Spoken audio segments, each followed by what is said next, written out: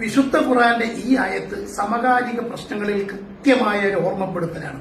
വലാ തസുബ്ബുല്ലദീന യദ്ഊന മിൻ ദൂനില്ലാ, നിങ്ങൾ അല്ലാഹു അല്ലാത്ത മറ്റ് ആരാധ്യ വസ്തുക്കളെ ചീത്ത പറയരുത്. മറ്റ് ബഹുദൈവാരാധികളോ അവരുടെ ആരാധ്യ വസ്തുക്കളെ നിങ്ങൾ ചീത്ത പറയരുത്. എന്നിട്ട് ഖുർആൻ അതിന്റെ കാരണം പറയുന്നു. അങ്ങനെ നിങ്ങൾ മറ്റുള്ളവരെ, നേതാക്കന്മാരെ, മറ്റു സമുദായാചാര്യന്മാരെ ചീത്ത പറഞ്ഞാൽ അവർ നിങ്ങളെ അള്ളാഹുവിനെ ചീത്ത പറയും. യാതൊരുവിധ സങ്കോചവുമില്ല, ഒരറിവും വിവരവുമില്ലാതെ അവര് നിങ്ങളുടെ നേതാക്കന്മാരെ തെരുവിലിട്ട് അലക്കുമെന്നാണ് വിശുദ്ധ ഖുർആൻ പറഞ്ഞത്.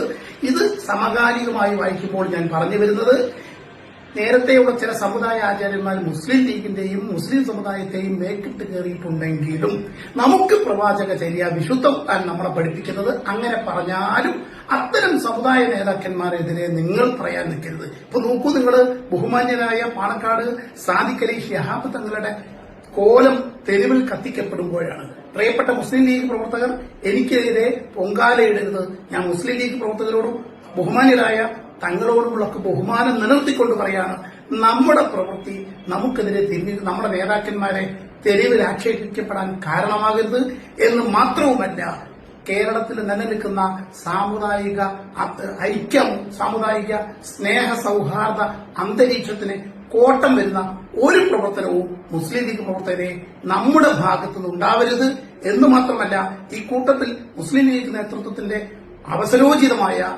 നടപടി എടുത്തത്.